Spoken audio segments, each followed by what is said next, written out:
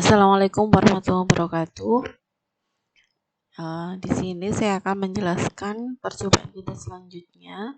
Kalian masih menggunakan web ini ya, pet.colorado.edu. Nanti kalian cari di praktikum fisika nanti tentang hukum Ohm, ya. Dimana kita tahu bahwa hukum Ohm itu menyatakan bahwa ada nilai tegangan, arus, dan hambatan di dalam suatu rangkaian listrik. Ya. Saya akan menjelaskan dulu tentang hukum Ohm sekilas saja. Ya, jadi di sini hukum Ohm itu menjelaskan bagaimana beda potensial atau tegangan dari suatu sumber arus, ya, kuat arus listrik, dan resistansi suatu rangkaian yang saling berkaitan. Ya, jadi di dalam rangkaian itu ada sumber tegangannya, ada kuat arusnya, dan resistansi atau hambatannya. Nah, di sini untuk hukum Ohm dinyatakan bahwa jika tegangan pada suatu rangkaian itu dinaikkan, maka arus dalam suatu rangkaian itu akan menjadi naik. Dan jika tegangan diturunkan, arus akan menjadi turun. Itu menyatakan dari hukum Ohm. Sebagai contoh, jika tegangan dinaikkan 2 kalinya, maka arus akan menjadi 2 kali. Begitupun sebaliknya ya. Rumus untuk kuat arus listrik menggunakan hukum Ohm. Kuat arus listrik ini dalam suatu rangkaian ditulis dengan persamaan I sama dengan V per R, di mana I sendiri menyatakan kuat arus dengan satuan ampere, V menyatakan nilai tegangan dengan satuan volt, dan R menyatakan nilai resistansi atau hambatan dengan satuan ohm. Ingat-ingat untuk nilai satuannya ya. Di sini di dalam suatu percobaan di PET Colorado itu sudah ada seperti ini ya. Jadi kalian cukup simpel aja prakteknya di sini karena di sini sudah tertera nilainya. Jadi kalian tidak usah menghitung. Jadi tinggal ambil data dan ditulis di tabel. Nah, di sini dilihat udah ada nilai tegangan dengan satuannya volt, kemudian ada nilai resistansinya dengan nilai ini ya, satuan ohm ya. Nah, di sini dilihat untuk arusnya, satuan yang dipakai adalah miliampere.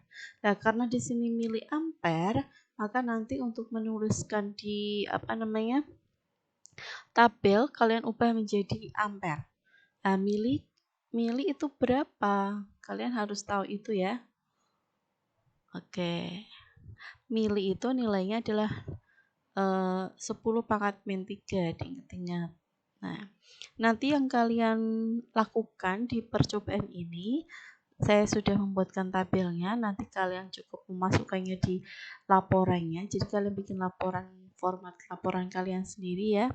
Seperti biasa, template-nya ada judul, tujuan, dasar teorinya, metodenya. Nanti kalian jangan lupa screenshot dari hasil percobaan kalian.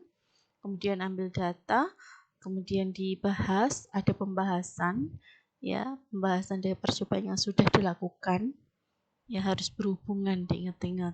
Kemudian nanti disimpulkan bagaimana, baru ada referensinya ya. Oke, di sini untuk percobaan hukum Ohm, di sini yang pertama, percobaan pertama, maaf ini belum saya tulis.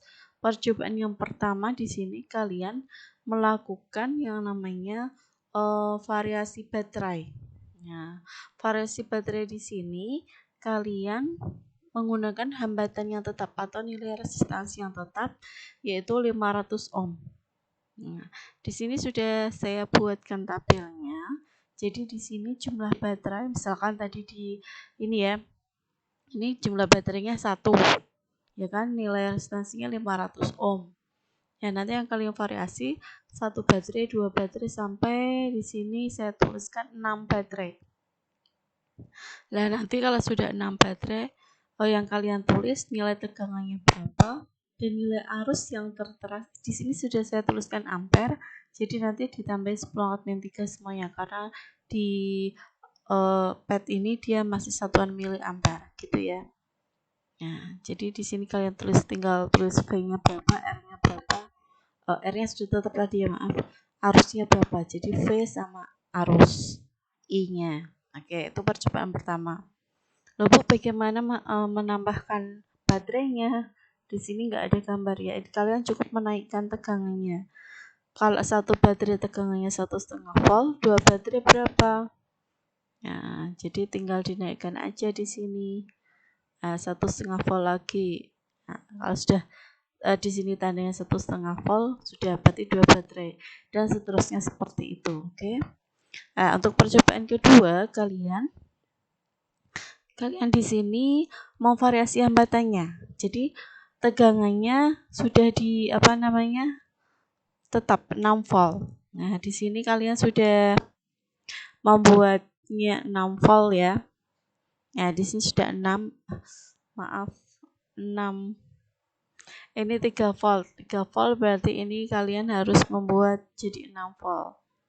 Kita naikkan aja menjadi 6 volt. Sudah. Berarti ada 4 baterai. Yang kalian variasi adalah resistansinya. Bu, di sini kok nggak dikasih tahu nilai resistansi yang mau divariasi berapa? Kalian bebas membuat variasi nilai hambatan sebanyak 6 kali ya. Jadi seingin kalian bebas. Yang penting variasinya ada 6. Kemudian kalian tulis nilai hambatannya berapa dan arus yang muncul berapa. Jadi misalkan saya mau resistansinya saya ubah kecil. Misalkan saya maunya ini yang paling kecil mungkin ya. Paling kecil berapa ya? Nilai arusnya besar banget ini. Ya, misalkan 110. Agak kelihatan ya. Di sini 110 saya tulis. Ternyata nilai arusnya ini. Nah, jadi tinggal ditulis. Ingat-ingat ini masih mili, jadi harus diubah menjadi ampere. Oke. Nah, setelah percobaan 1 dan 2 selesai, kalian di sini menjawab pertanyaan dari saya. Ini masuk ke pembahasan nggak apa-apa jawabannya, tapi jawabannya diuraikan ya dalam bentuk deskripsi ya. Bagaimana penjelasan dari percobaan pertama? Ya, jadi percobaan pertama itu bagaimana hasilnya? Dijelaskan. Ini masih pembahasan, deskripsi saja, nggak usah ditulis 1, 2, 3. Dibuat per paragraf gitu, nggak apa-apa. Kemudian yang kedua, bagaimana penjelasan dari percobaan kedua? Dijelaskan.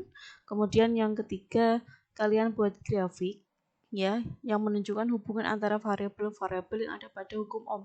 Variabel hukum Ohm tadi sudah saya jelaskan di sini ada 3 ya, ada arus, ada tegangan dan ada resistansi. Jadi kalian bikin grafik hubungannya apa Bu? Yang sumbu X apa, sumbu Y apa. Jadi kalian harus pintar-pintar mencari hubungan antara yang mana sumbu X, yang mana sumbu Y.